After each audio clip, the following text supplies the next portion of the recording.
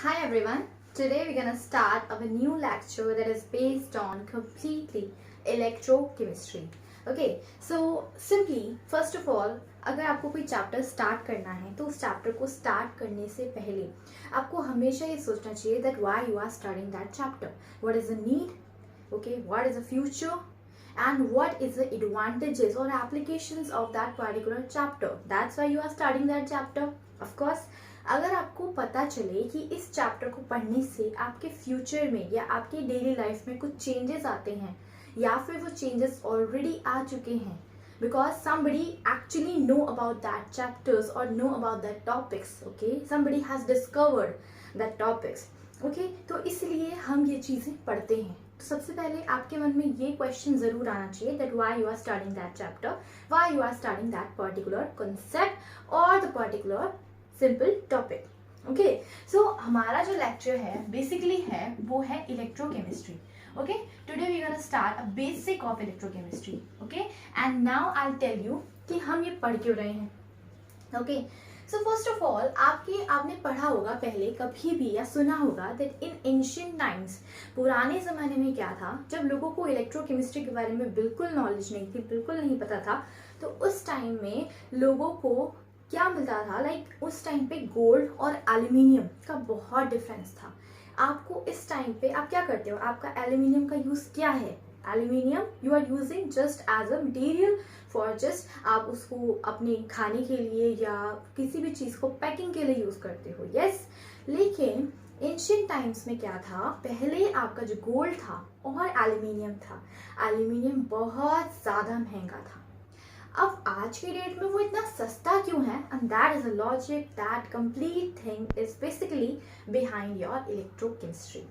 पहले के लोगों को इलेक्ट्रोकेमिस्ट्री की कोई नॉलेज नहीं थी. They don't know how they can use chemical compounds to make electricity और how they can use electricity to make chemical compounds और to break chemical compounds, okay, to make ions और to make some other products.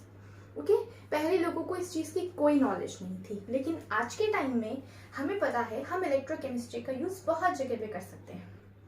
ठीक है, आपको पता है तो आपके पास जितने भी मोबाइल फोन्स हैं या फिर सेल फोन्स या फिर आपके पास क्लॉक है, आप वॉच पहनते हो, they all are having a batteries. Something is rechargeable and something is not rechargeable. Yes, तो ये जो रिचार्जेबल है, कोई नॉट रिचार्जेबल है, that is a concept behind your electrochemistry. इसीलिए आप इस टॉपिक को पढ़ रहे हो.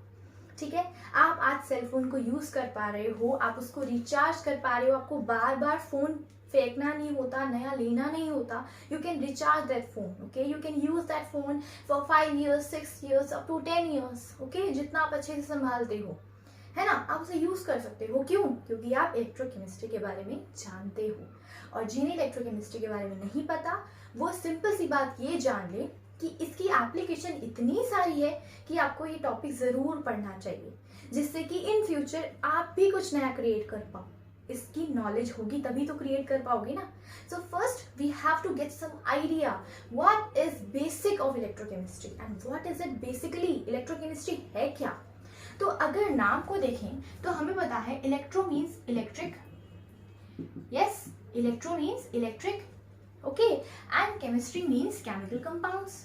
अगर हम किसी केमिकल कंपाउंड्स के साथ डील करते हैं, ओके, और हम इलेक्ट्रिसिटी के साथ डील करते हैं, ठीक है, तो इन दोनों टर्म्स के पीछे ही आपका पूरा लॉजिक छिपा हुआ है. ठीक है, इलेक्ट्रोकेमिस्ट्री इसके नाम से पता चल रहा है कि हम यहाँ पे इलेक्ट्रिक करंट की बात करने वाले हैं, इलेक्ट्रिसिटी की बात करने वाले हैं. ओके, और यहाँ पे हम केमिकल कंपाउंड्स की बात करने वाले हैं. ठीक है, अब पॉसिबिलिटी क्या हो सकती है? ओके, हमें नहीं पता कि इलेक्ट्रोकेमिस्ट्री है क्या, क्या नहीं है. We don't know, we are just unaware of everything. Okay, अगर मैं एक सिंपल छोटे बच्चे से पूछूं कि अगर मुझे पता है कि मेरे पास दो कंप्लीट वर्ड्स हैं, तो बच्चा क्या करता है, उस वर्ड्स के बीच में रिलेशन निकालने की कोशिश करता है. ठीक है, या तो इसमें डिफरेंस होगा या तो सिमिलैरिटी होगी बच्चों के अकॉर्डिंग. ठीक है, अब हम जब बड़े हो चुके हैं तो हम क्या फाइंड आउट कर सकते हैं that there are may be two possibilities. Why? Because there are two particular things. हम यहाँ पे टू पार्टिकुलर थिंग्स के बारे में पढ़ रहे हैं. यहाँ पे हम इलेक्ट्रोकेमिस्ट्री से हमने दो चीजें निकाली, एक इलेक्ट्रिक, एक केमिकल कंपाउंड. अब यहाँ से पॉसिबिलिटी आती है दो चीजों की. ठीक है, या तो आप इलेक्ट्रिसिटी को यूज करके आप बनाओ केमिकल कंपाउंड, या तो आप केमिकल कंपाउंड्स को यूज करके बनाओ इलेक्ट्रिसिटी.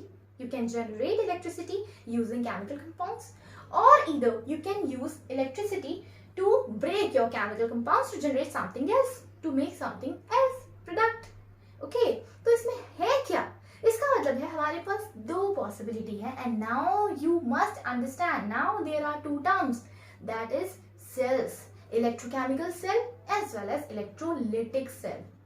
ये आई कहाँ से टर्म? क्योंकि हमें पता चला कि हम इलेक्ट्रिक और केमिकल कंपाउंड्स को दो तरह से बता सकते हैं. There are two possible ways. Okay, to make understanding simply हम दो पॉसिबल वे बता सकते हैं. क्या? या तो हम इलेक्ट्रिसिटी को यूज करके अपने केमिकल कंपाउंड्स को ब्रेक करें, कुछ नया बनाएं, ठीक है, या फिर हम अपने केमिकल कंपाउंड्स को यूज करके इलेक्ट्रिसिटी जनरेट कराएं. ओके, अगर हम इलेक्ट्रिसिटी को यूज करके, if you are using electricity, okay, सबसे पहले चलो देखते हैं. यहाँ पे दो टर्म हो सकती है, या तो इलेक्ट्रिसिटी से केमिकल कंपाउंड बन सकता है या केमिकल कंपाउंड से इलेक्ट्रिसिटी बन सकती है. ठीक है, तो इसके अकॉर्डिंग हमारे पास आई टू सेल्स, जिसके बारे में आप पढ़ते हो. तो आपको पहले ये पता होना चाहिए कि आप क्यों पढ़ रहे हो उस सेल्स के बारे में. क्यों? क्योंकि यहाँ से टू पॉसिबिलिटीज अराइज होती है. ठीक है, चलो मान लिया यहाँ से टू पॉसिबिलिटीज निकल आई. ठीक है, और यहाँ से हमें टू टर्म्स मिली कि हमारे पास two type of cells possible है. ठीक है, एक है हमारे पास इलेक्ट्रोकेमिकल सेल, ओके, एंड एक है इलेक्ट्रोलिटिक सेल. देखो, एक समझाऊंगी ना, अगर एक चीज को समझ लोगे तो दूसरी चीज जस्ट ऑपोजिट और just reverse of that. Okay, तो वो चीज करना बहुत आसान है. देखो, ध्यान से समझना. इलेक्ट्रोलिटिक का क्या मतलब है? You are using electricity and lytic means breaking. Lytic means क्या होता है? ब्रेकिंग. और ब्रेक किसको करोगे यार? केमिकल कंपाउंड को ही करोगे, है ना. ब्रेक किसको करोगे आप? केमिकल कंपाउंड को करोगे. ठीक है, तो when you are using electricity to make chemical compounds और to break chemical compounds, then हम उस सेल को कहते हैं इलेक्ट्रोलिटिक सेल. देखो कितना आसान है समझना, कभी नहीं भूलोगे आप. Electrolytic, electro means you are using electricity and lytic means there must be something has to be lysed, has to be break. Okay, तो ब्रेक कौन करेगा? Chemical compound. ठीक है, तो इलेक्ट्रिसिटी का आपने यूज किया और उससे you have prepared some chemical compound. Okay, you have break your chemical compound to convert into the ions. Is that clear? अगर इलेक्ट्रोलिटिक सेल का मतलब ये है, that means we know that there is two possibilities. If one is this, then another will be कि आप chemical compounds को use करके electricity generate करो. ओके, तो इलेक्ट्रोकेमिकल सेल का क्या मतलब है? Electrochemical, that means you are using your chemicals to generate electricity. Okay, इससे आप कभी नहीं भूलोगे. Electrolytic means breaking, and breaking can be happen in chemical compounds. If there is a breaking in chemical compounds, so that is only by your electricity. That is maybe by your electricity, because we have just two terms, electricity as well as a chemical compound. So there is two things are involved. Okay, so यहाँ पे क्या होगा? यहाँ पे आपके chemical compound से आपको क्या मिलेगा?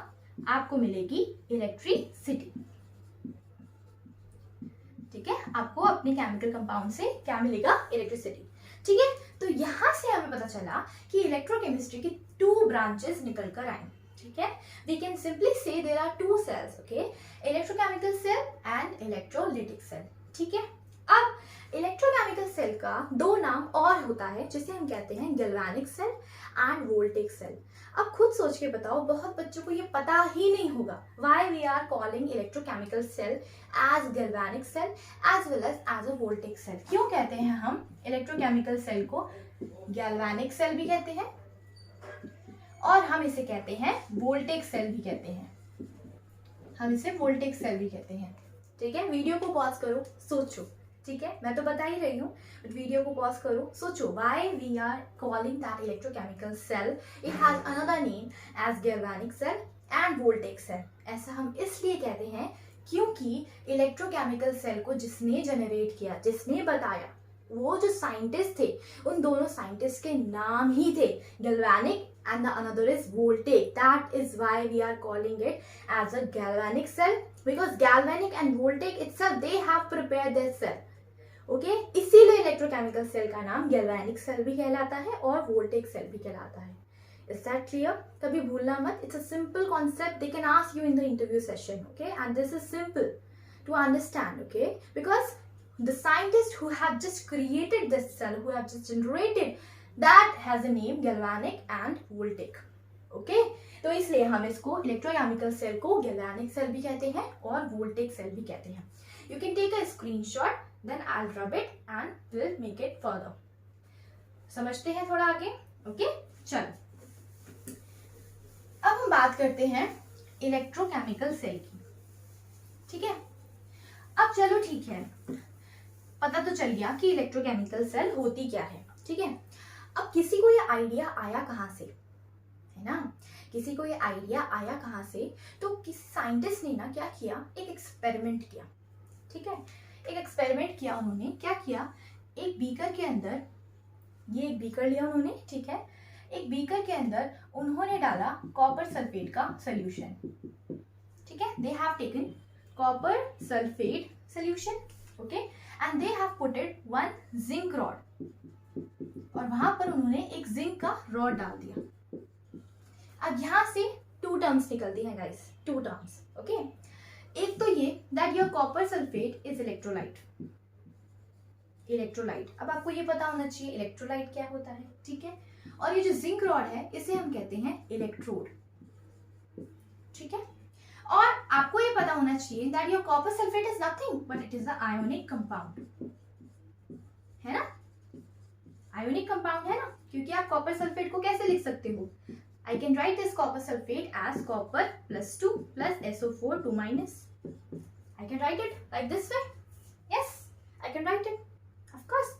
तो यहाँ पे कॉपर सल्फेट जो है वो आयोनिक कंपाउंड है, और इलेक्ट्रोलाइट क्या होता है, ऐसे आयोनिक कंपाउंड जो आयनाइज हो जाए. ठीक है, आयनिक कंपाउंड मतलब ही क्या है कि वो सोल्यूशन में आयनाइज हो जाएंगे. They are just simply converted into their ions. ठीक है, अब इन्हीं को हम कहते हैं electrolytes. Electrolyte means they can convert into ions.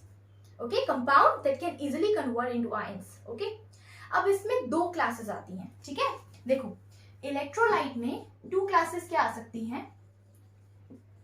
अब देखो, सोचो पॉसिबिलिटी क्या क्या हो सकती है. अब कुछ तो आयंस ऐसे होंगे जो जल्दी जनरेट हो जाएंगे, और कुछ आयंस ऐसे होंगे जो बहुत टाइम लगाएंगे या थोड़ा टाइम लग जाएगा उनको प्रोडक्ट में कन्वर्ट होने में, आयंस में कन्वर्ट होने में. ठीक है, अगर उन्हें टाइम लग जाएगा तो हम उन्हें क्या कह सकते हैं, या फिर मैं सिंपल सी बात कहूँ, एक क्लास है. ठीक है, उसके अंदर 2 बच्चे अचानक से लड़ना शुरू कर रहे हैं. ठीक है, तो हम कहते हैं कि एक ने लड़ाई जीत ली. इसका मतलब क्या है, the one will be the fittest और simple strongest one and the another may be the weakest one. Yeah, because उसने उसे हरा दिया, तो हम कहते हैं ना ये स्ट्रॉन्ग है और ये वीक है. तो यहाँ पे भी इलेक्ट्रोलाइट में भी 2 क्लास आ जाती है. कौन कितनी जल्दी आयंस में कन्वर्ट हो जाता है, तो वो हो गया स्ट्रॉन्ग, उसके अंदर ताकत है, उसने जल्दी आयोनाइज कर लिया. ठीक है, और जो दूसरा होगा उसे टाइम लगेगा आयोनाइज करने में, इसका मतलब वो हो गया वीक इलेक्ट्रोलाइट. ठीक है, तो यहाँ पे 2 क्लास आती है, स्ट्रॉन्ग एंड वीक इलेक्ट्रोलाइट की. ठीक है, ओके, तो हम सिंपल बता रहे हैं कि ये हमारा इलेक्ट्रोलाइट है. Okay, we have taken our simple electrolyte. ठीक है, अब बात करते हैं इलेक्ट्रोड की. अब इलेक्ट्रोड क्या होता है, किसी भी सरफेस पे अगर मैं किसी रॉड का सरफेस लूं, ये सरफेस है रॉड का सरफेस, है ना, ये रॉड का एक सरफेस है, मेरी जिंक रॉड का सरफेस है. द सरफेस ओवर विच, जिस सरफेस के ऊपर ऑक्सीडेशन और रिडक्शन हो सकता है, उसे हम कहते हैं electrode. Surface over which oxidation and reduction can takes place. Okay, can takes place. तो जिस सरफेस पे ऑक्सीडेशन और रिडक्शन दोनों हो सकता है, या इधर ऑक्सीडेशन और रिडक्शन हो सकता है. ठीक है, तो हम उसे कहते हैं कि ये जो है ये एक्ट करता है एज अ इलेक्ट्रोड. ठीक है, ये एक्ट करता है एज अ इलेक्ट्रोड. पहले मैं ये समझा देती हूँ कि हम इलेक्ट्रोकेमिस्ट्री में किसी को आइडिया आया कहाँ से कि हमें इलेक्ट्रोकेमिस्ट्री पढ़नी चाहिए या हमें एक्चुअली कुछ करना चाहिए इसके अंदर, और ये टर्म कैसे कॉइन की गई, ठीक है। तो उसके बाद मैं आपको बताऊंगी इलेक्ट्रोड भी 2 टाइप्स के होते हैं, ठीक है। तो पहले हम समझेंगे सिंपली कि ये जो जिंक रॉड उसने डाली, ठीक है, कॉपर सल्फेट सोल्यूशन में, मैं इसे इरेज कर देती हूँ, ओके। ये जो जिंक रॉड उसने डाली, तो उसका एक्चुअली क्या हुआ, उसके साथ हुआ क्या, what observation basically scientist has observed, क्या साइंटिस्ट ने ऑब्जर्वेशन एक्चुअली देखी, क्या मिला उनको। तो उन्होंने देखा ये जो जिंक रॉड थी और ये कॉपर सल्फेट सोल्यूशन, अब गाइस बताओ, सिंपल सी चीज सोचो, ठीक है, ये जो सोल्यूशन था ना ये ब्लू कलर का था, because we know that copper sulphate it is in blue colour, okay. Copper sulphate जो होता है इसका कलर क्या होता है, it is in blue colour, ये ब्लू कलर का होता है, ठीक है। अब कॉपर सल्फेट जब आयोनाइज करेगा तो ये क्या बनेगा, कॉपर +2 प्लस SO4 2 माइनस, है ना। इसका मतलब है ये जो ब्लू कलर है वो कॉपर के आयंस की वजह से है, ये कॉपर के आयंस की वजह से है। अब हमेशा बात याद रखना, जिस इलेक्ट्रोलाइट को ले रहे हो उस इलेक्ट्रोलाइट का जो भी कलर है उसके केटायन आयन की वजह से ही है, ठीक है। इसका मतलब है इस कॉपर +2 आयन का कलर जो है वो ब्लू कलर है, मतलब ये जो ब्लू कलर है basically it is due to copper +2 ion, ठीक है। अब क्या हुआ, फर्स्ट ऑब्जर्वेशन उन्होंने क्या देखी, that there is completely disappearance of blue colour. तो सबसे पहली ऑब्जर्वेशन क्या थी उनकी कि डिसअपियर हो गया blue colour, disappearance of blue colour, जो ब्लू कलर था वो डिसअपियर होने लगा, ठीक है। सेकेंड ऑब्जर्वेशन उन्हें क्या देखी कि ये जो जिंक रॉड था ना इसका जो साइज था, इसका जो वेट था वो रिड्यूस होने लगा, ओके। सेकेंड ऑब्जर्वेशन क्या थी, zinc rod weight reduced, okay, और गेटिंग रिड्यूस्ड, ठीक है, ये जो था वो रिड्यूस होने लगा, ठीक है। थर्ड ऑब्जर्वेशन उन्होंने क्या देखी, थर्ड ऑब्जर्वेशन वो उन्होंने देखी कि there is a red precipitate formed, उन्होंने देखा there is a red PPT formed, यहाँ पे क्या हुआ, एक रेड कलर का पीपीटी बनने लगा, रेड पीपीटी फॉर्म्ड, ठीक है। अब चलो उन्हें ये सब दिखा तो सही, ठीक है, समझ गए हम कि उन्होंने ये चीजें ऑब्जर्व करी। अब इस ऑब्जर्वेशन से कंक्लूजन क्या निकलता है, ये हमारा काम है, ठीक है। ये उन साइंटिस्ट का बेसिकली काम था, वो यही सोच रहे थे कि जब हमने जिंक रॉड को कॉपर सल्फेट सॉल्यूशन के अंदर डाला तो एक्चुअली हुआ क्या।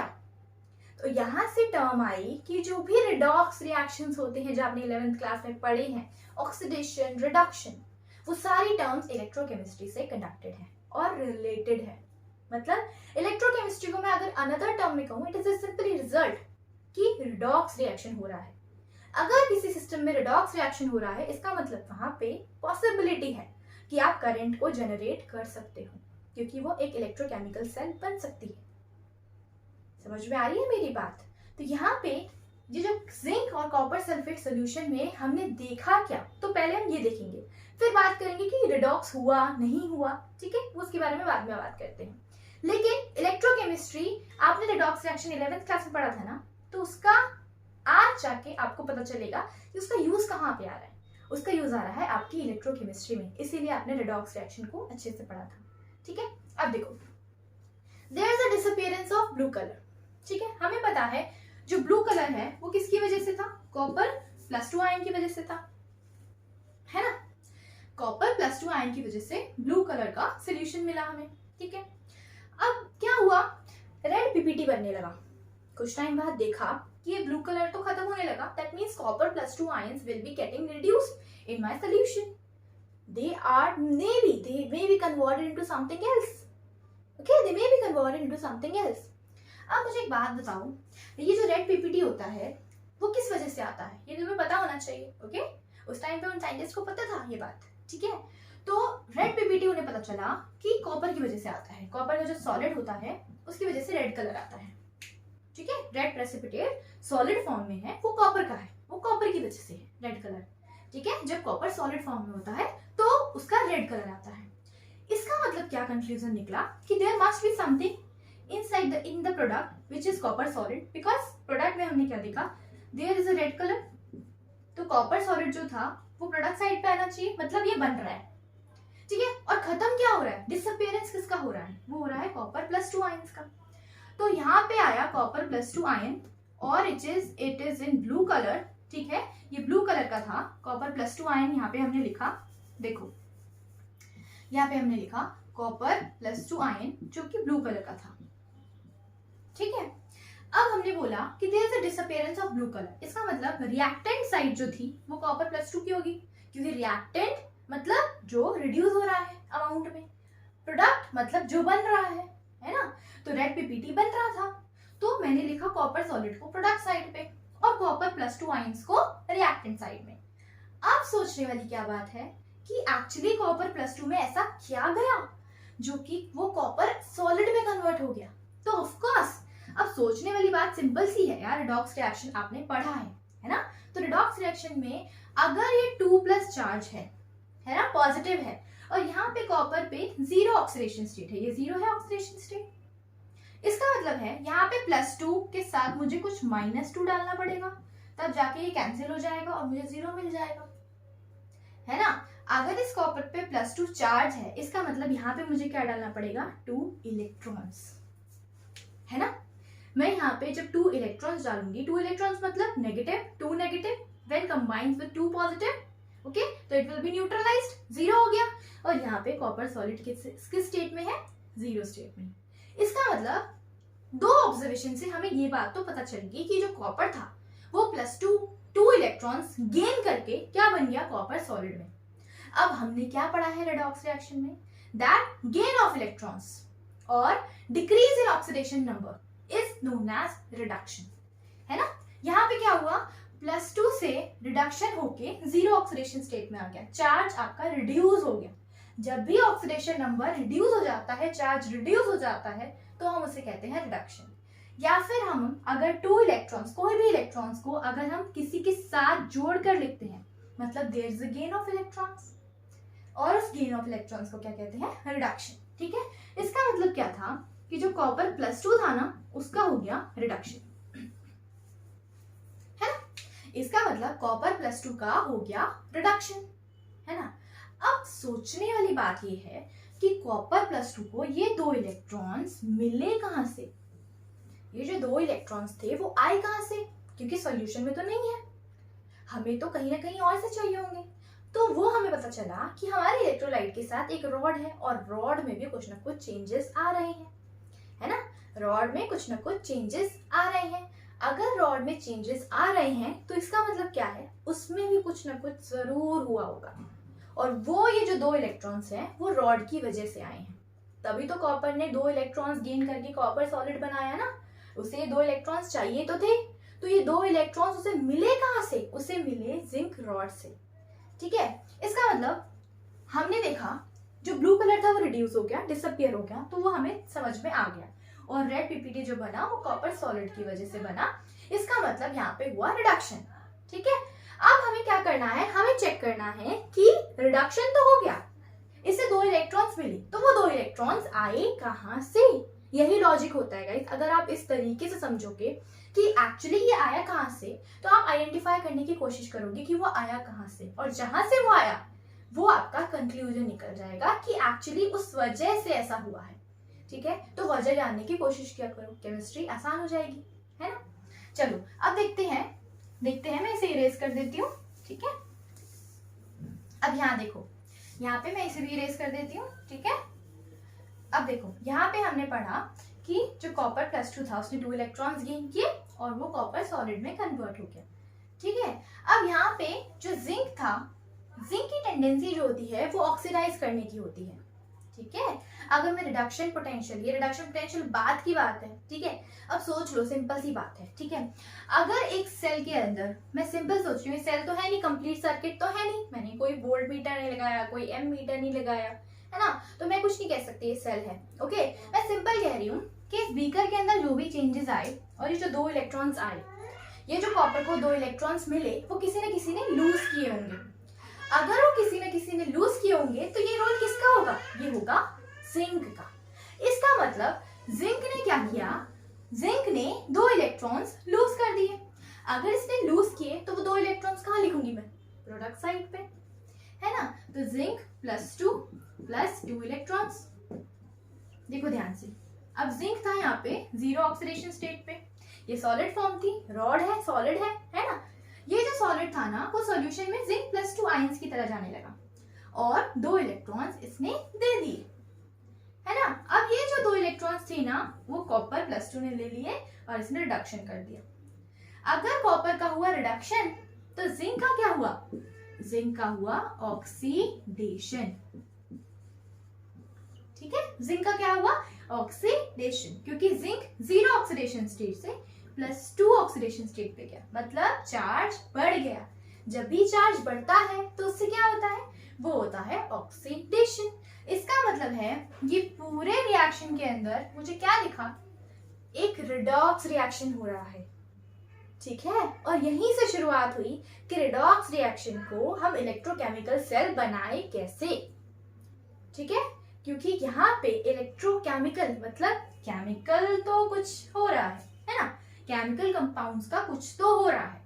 अब इन केमिकल कंपाउंड से निकल रहे हैं इलेक्ट्रॉन्स और हमें पता है कि अगर हम अपने इलेक्ट्रॉन्स को फ्लो करवाएं सेल के थ्रू तो क्या मिलता है हमें? करंट। करंट मतलब इलेक्ट्रिसिटी, है ना। तो यहीं से आइडिया मिला कि हम इन आयंस को, इन इलेक्ट्रॉन्स को यूज करके क्या कर सकते हैं। We know that flow of electron will be generate what? Current. और करंट मतलब इलेक्ट्रिसिटी। और यहाँ से टर्म पता चली कि इलेक्ट्रोकेमिकल सेल कुछ तो है, उसका हम कुछ न कुछ कर सकते हैं, है ना। हम इलेक्ट्रॉन्स का फ्लो करवा के इस रिडॉक्स रिएक्शन को यूज करके उससे करंट जनरेट करवा सकते हैं, ठीक है। तो यहाँ से हमें पता चला कि हम इलेक्ट्रोकेमिकल सेल बना सकते हैं। समझ में आया? तो ये था सिंपल बेसिक लॉजिक जो कि इलेक्ट्रोकेमिकल की शुरुआत है कि हमने एक्चुअली सीखा कहाँ से, कि हमें पता कैसे चला कि हमें कुछ इलेक्ट्रोकेमिकल सेल जैसा बनाना चाहिए। वो हमें पता चला जब हमने देखा किसी रॉड को, किसी इलेक्ट्रोड को किसी इलेक्ट्रोलाइट में डाल के चेक किया, तो हमें आइडिया आया कि ऐसा भी कुछ हो सकता है कि हम अपने इलेक्ट्रॉन्स को फ्लो करवा के सर्किट में से कुछ ना कुछ करंट जनरेट करवा सकते हैं, because flow of electron can actually make और generate current and current is nothing but you can generate electricity from that. Okay, तो this is a basic logic behind that. Okay, तब भी हम पढ़ रहे हैं इलेक्ट्रोकेमिकल सेल, आइडिया यहाँ से आया, ठीक है। अब मैंने आपको कहा था, देखो ये बेसिक लॉजिक, मैं बेसिक आइडिया बता रही हूँ कि हम एक्चुअली इलेक्ट्रोकेमिकल सेल का आइडिया आया कहाँ से और हम पढ़ क्यों रहे हैं, और बेसिक इंपॉर्टेंट पॉइंट्स, ठीक है, जो कि इंपॉर्टेंट है और सबको पता होने चाहिए, ठीक है। हमने पढ़ा इलेक्ट्रोलाइट तो 2 तरह के होते हैं, स्ट्रॉन्ग और वीक इलेक्ट्रोलाइट। तो इलेक्ट्रोड भी सोचो कितने तरह के हो सकते हैं, सोचो कितने तरह के हो सकते हैं। मैंने बोला electrodes are the simple rods the surface over which oxidation or reduction can take place.